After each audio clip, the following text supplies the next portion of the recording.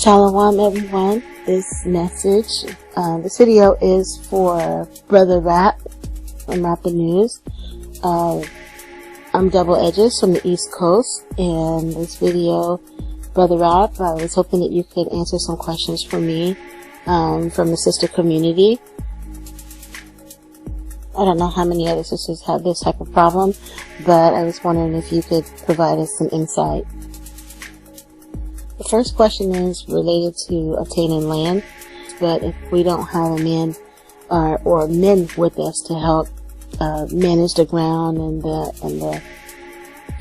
the environment with the chopping wood and all that stuff, no man to help us with it. So if you have any information that you could provide, help us out. This is Rap the News, and today I'll be answering questions to Double Edges of the Truth. She asked, where to move when you're trying to be set apart from Babylon? Any advice on that? Any rural area, a good distance away from other people, that would be best. Far enough away but close enough to get you to the store, your job, and help if you need it. I would pick a place out of the eyesight of people, like they will pass you by and didn't see it. That would be the best place, because if you out right on the roadside, everybody on the roadside is coming to your house.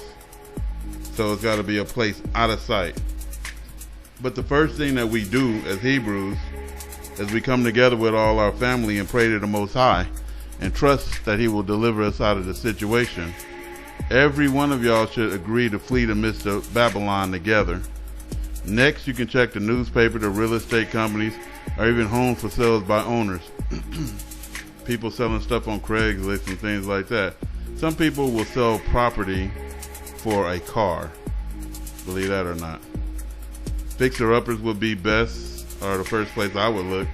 I would look at affordable locations that's out there, so close enough to where you can get to the store, a job, help if you need it, and far enough where the average person ain't gonna be able to just walk to your house with shotguns and in groups and rape and molest you.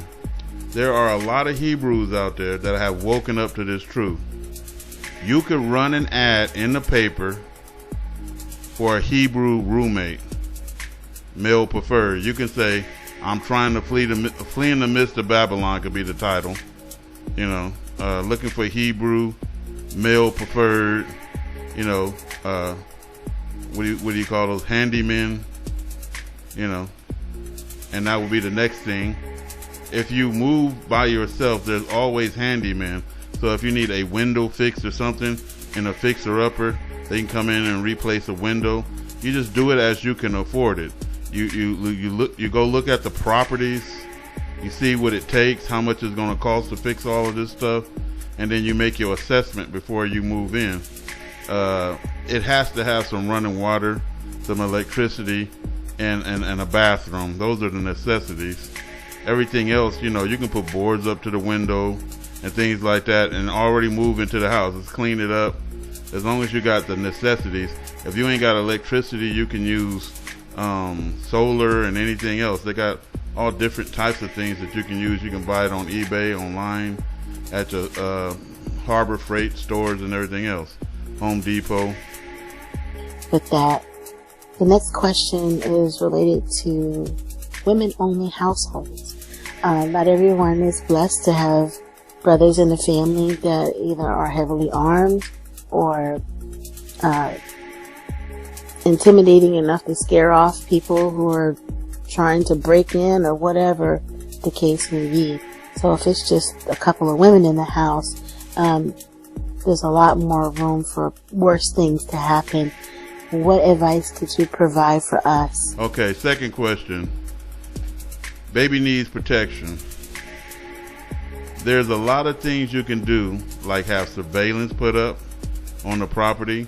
If you move to a woodsy-like area, they have these little chicken wire that they sell in big rolls that you can just wrap around the trees. That way people can't immediately just come, they have to cut through the wire and everything else. You know what I mean? And you can have motions, sensors, detectors placed up, and you can also have a couple of big dogs roam around the property.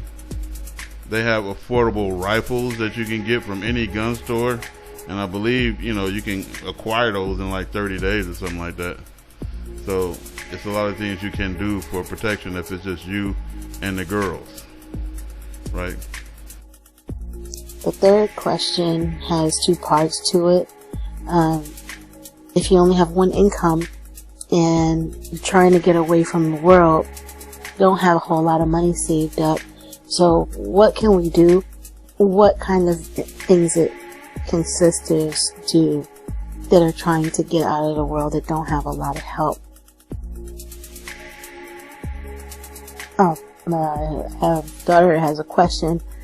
Trying to get a job, but has been unsuccessful. Something's always happening when she tries to get a job. So would you take that as a possible, probably she doesn't need to be working, and that's from the Most High that she shouldn't be, because a lot of young ladies her age are out there working, but you said for us to get out of the cities. And we greatly appreciate you, brother. Thank you for, I think, the Most High for everything. Single family, one income. What can we do plus daughter's job? So I'll be answering questions 3 and 4 together. Things people do in rural areas like us. I bought chickens, and you can buy and sell chickens, rabbits, things like that, and fish, like little guppies or mosquito fish. When they have babies, you can put air in a plastic bag, put it in a box, and ship it across town. You know what I mean? People do it all damn day long, and they make a lot of money off selling mosquito fish. You can sell eggs online, you know, and things like that. So people will buy. You know, there's always somebody to buy on eBay, and you guys can make a little change that way. There's always places online that pay you for one day's work or something like that. You can do like surveys and things like that. You can gather up enough change from a lot of multiple streams of income to make ends meet. If you learn how to chop firewood, it's a lot of women out there chopping firewood and doing the damn thing out there, man. That could be a big help, because you can put an ad up and sell your firewood, because people don't want to do the work. You know what I mean? So they'll just come buy from you. Invest in a nice axe or chainsaw or whatever, but you guys gotta be safe with that. Lastly, you can start like a homesteading YouTube channel or something, and allow others to watch your struggles and get paid by YouTube to do so. So, you know, you keep it friendly and nice. Don't be like Rap the News, you know, who have to get on people's cases and shit. But just keep it friendly and nice and, you know, kind and happy and warm, you know. Don't put no negativity in there, and people see your struggles. You can be as real as you want to on there. You know, be real if you want to. You know, but I hope that answered your questions. And if anybody else got some questions out there, I might be able to answer questions if I'm not too busy. This is Rap the News.